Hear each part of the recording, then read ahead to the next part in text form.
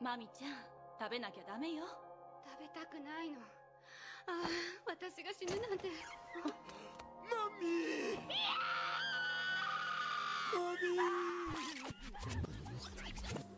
Assalamualaikum warahmatullahi wabarakatuh teman-teman. Gimana nih kabar kalian semua? Semoga kalian semua sehat walafiat dan semoga kita selalu dalam perlindungannya. Balik lagi bersama saya Raja dan selamat datang di Horror Stuff.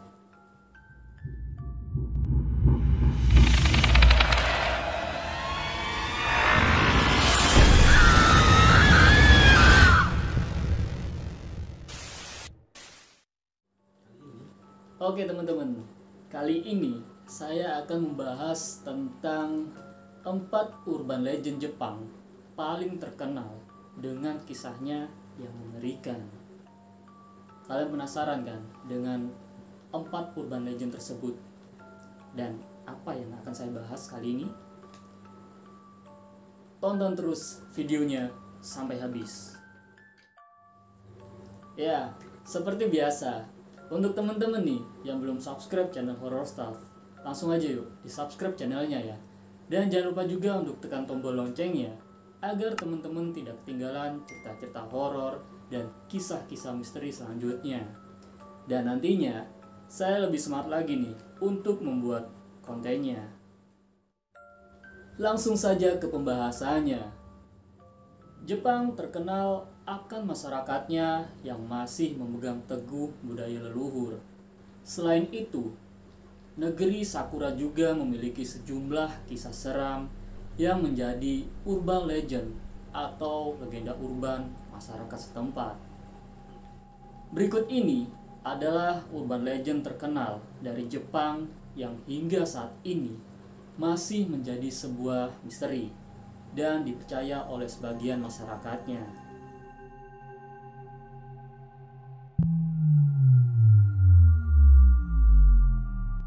Urban legend yang pertama ini mengisahkan soal munculnya pop-up terkutuk di komputer korban-korbannya secara acak. Jadi, secara tiba-tiba muncul sebuah layar pop-up dengan gambar pintu dan terdengar rekaman suara sebuah pertanyaan. Apakah Anda menyukai ruangan warna merah? Diketahui bahwa pop-up tersebut akan terus muncul meski ditutup hingga suara tersebut dapat menyelesaikan pertanyaannya. Bagi siapapun yang mendapatkan pesan misterius tersebut, dipercaya akan ditemukan tewas dengan dinding bercat merah dari darah korban. Kisah ini dimulai sebagai animasi flash pendek tentang seorang anak laki-laki yang dikutuk dan meninggal setelah melihat pop-up itu. Sedangkan dalam kehidupan nyata, pop-up itu diatur untuk muncul di komputer pengguna setelah video berakhir. Hingga saat ini, status video tersebut masih dianggap sebagai legenda urban dan diperkuat dengan ditemukan seorang pembunuh berusia 11 tahun. Pembunuh tersebut diketahui melakukan sasebo atau menebas teman sekelasnya yang berusia 12 tahun. Dan sang pembunuh juga memiliki video tersebut di komputernya. Lanjut yang kedua.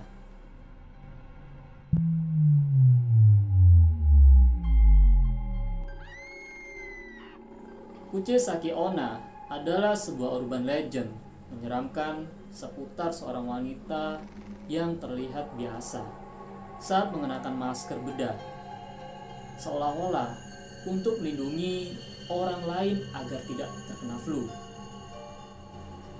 Namun, dia bisa muncul di hadapan mereka yang berjalan sendirian di malam hari. Biasanya anak-anak. Kemudian, wanita itu akan bertanya, "Apakah saya cantik?" Jika menjawab tidak cantik, maka orang tersebut akan dibunuh dengan digunting. Sedangkan Jika menjawab cantik, maka dia akan melepaskan masker untuk memperlihatkan mulutnya yang robek hingga ke telinga. Kuce Saki Onna pun bertanya pertanyaan baru. Bagaimana kalau sekarang? Jika menjawab tidak, maka orang tersebut akan dibunuh juga. Jika menjawab iya, wanita itu akan tersenyum menyeringai. Menurut rumor yang beredar, bagi yang bertemu dengan Kuce Saki Onna bisa memberikan jawaban lain seperti kamu rata-rata atau kamu biasa saja. Kebanyakan jawaban tersebut akan membuatnya kebingungan. Saat Kuce Saki Onna bingung, itulah waktu yang tepat untuk melarikan diri dari wanita dengan wajah seram tersebut. Berdasarkan kabar yang beredar, Kuce Saki Onna adalah seorang wanita yang wajahnya dirusak oleh suaminya ketika berselingkuh. Setelah sang suami dengan kejam memotong mulutnya, dia bertanya padanya, "Siapa yang akan berpikir kamu cantik sekarang?" Sosoknya sebagai urban legend Jepang sangat terkenal dan sudah muncul di banyak film, manga, dan anime. Lanjut yang ketiga.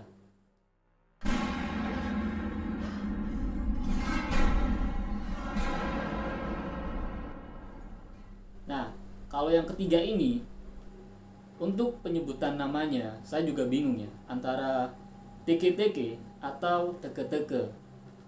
Mungkin kalian tahu untuk nama tersebut, cara penyebutannya gimana, silakan kirim komentar kalian di kolom komentar di bawah. Dan untuk nama ini saya sebut dengan teke-teke karena saya juga bingung. Teke-teke dipercaya dulunya adalah seorang siswi yang tersandung lalu jatuh ke rel kereta api. Kemudian tubuhnya terpotong saat kereta melaju menabraknya. Akhirnya, teke-teke menjadi roh penasaran yang merangkak dengan tangan dan sikunya. Alasan urban legend itu disebut teke-teke adalah karena saat menyeret tubuhnya di tanah, terdengar seperti teke-teke. Bukannya kalau diseret tuh bunyinya seret-seret ya? Tapi nggak tahu lah. Roh penasaran itu berkeliaran pada malam hari dan membelah korbannya menjadi dua dengan sabit agar korban memiliki tubuh yang serupa dengannya. Tempat sembunyi teke-teke adalah di mobil dan jendela.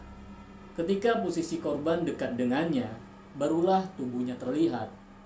Lalu dia mengejutkan korbannya, lalu akan berusaha membunuh. Jika korbannya ingin melarikan diri, pastikan berlari lebih cepat dari teke-teke yang merangkak dalam kecepatan tinggi. Lanjut yang terakhir, yaitu yang keempat.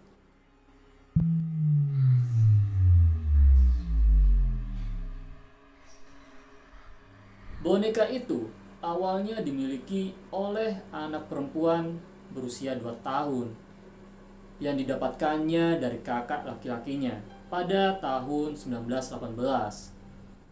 Sayangnya Okiku, nama anak perempuan tersebut, meninggal tidak lama kemudian.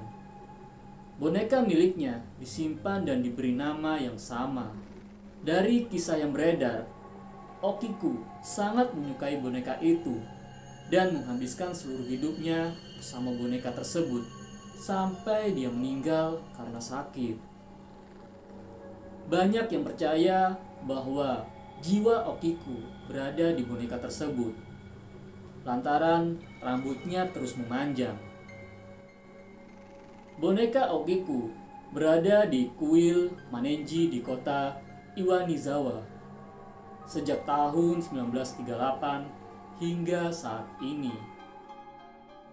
Oke teman-teman, gimana nih tentang 4 urban legend hantu Jepang yang barusan saya bahas? Jika teman-teman suka dengan penjelasan saya, silakan like ya. Dan jika tidak suka, silakan di dislike aja.